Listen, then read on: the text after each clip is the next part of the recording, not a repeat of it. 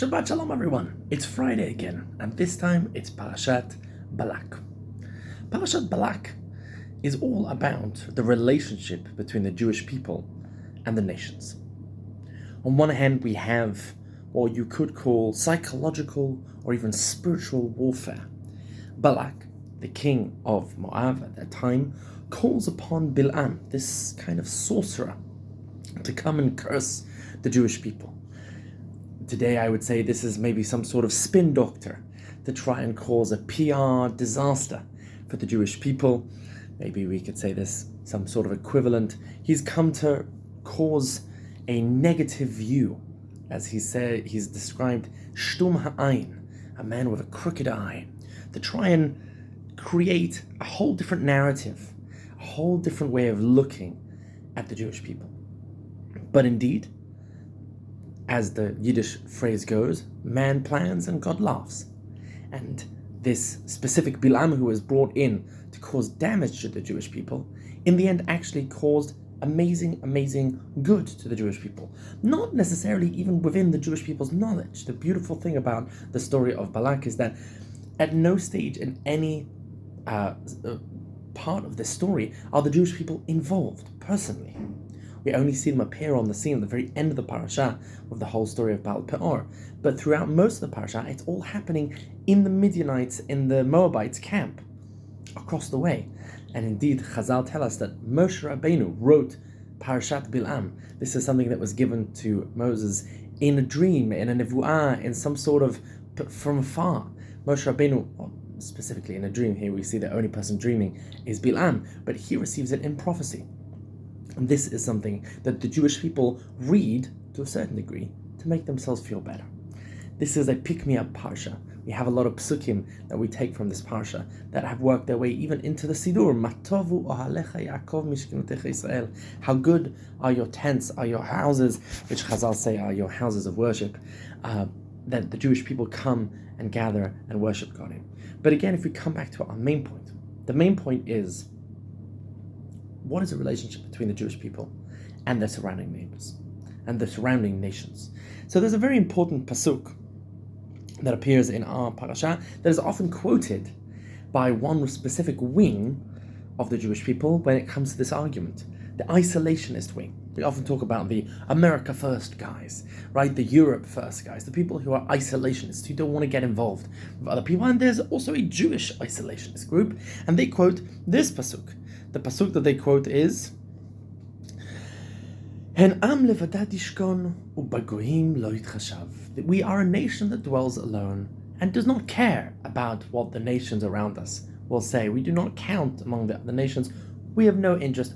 Screw them, basically. Or as Ben Gurion famously said once about the United Nations, referred to in Hebrew as the the Umot Meuchadot, he said, Shmum. Who cares? Let them say. So the Goyim said, so as Yomru Bagoyim, so what? Who cares? May the nations can go take care of themselves. Right? Was the famous joke from the Fiddle on the Roof. May God keep the Tsar far away from us. Who cares? But there's another perspective that also seems to be hinted at in this parsha. The whole perspective about telling the story of how the nations view the Jewish people is the very essence of this parsha. We do care deeply about what other people think about us, and indeed, in the Haftarah, we are reminded, Zechor ma ya'atz alecha Bilam. Remember what Bilam tried to do. This, we do care about what the nations think. This question, by the way, do we care about what the nations think about or not, is actually being repeated in these days with a major debate going on in the Jewish world, specifically in some of the Jewish intelligentsia in America, about a very important question of how to deal with anti-Semitism. There are two schools of thought at the moment within the pro-Israel camp about how to deal with anti-Semitism. One approach, specifically pushed by a very important Jewish journalist, Bret Stephens, and he says, no, we don't need to care about anti-Semitism. The very fact that we engage with anti-Semitism kind of gives it what they want. And what we need to do is we need to focus inwards. We need to focus about the Jewish people. We need to focus our efforts inwards.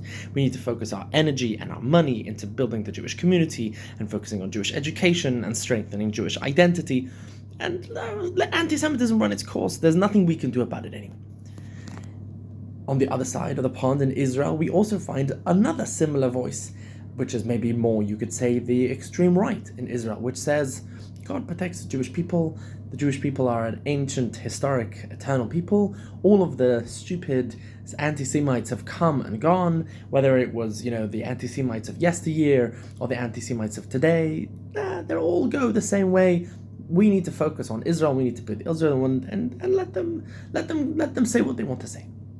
On the other hand, there is another voice which says, no, we need to fight.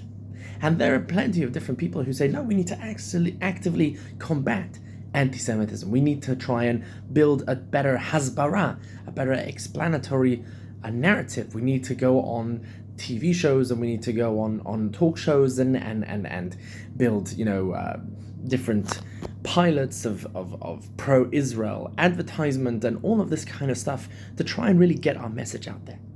I think that both of these messages are hidden in our parasha. This conversation is really at the very, very core of our parasha. Do we really care? Bagoyim lo yitchashav? Do we care about what the nations say, or do we not? That's one of the major questions. And by the way, the parasha gives us both answers, because I think very often there is a certain truth in both. There's a certain time for both. Depends on, again, one of the more nuanced perspectives is, well, with certain kind of anti-Semites, we don't even talk. With other people maybe who are not anti-Semitic, we do want to try and convince them to try and distance themselves from it. But again, these conversations, I think, have gone all the way back to our parasha. And maybe as we read our parasha today, tomorrow, Bezrat Hashem, we can think about how these echoes are once more vibrating and reverberating throughout our society today. Shabbat Shalom.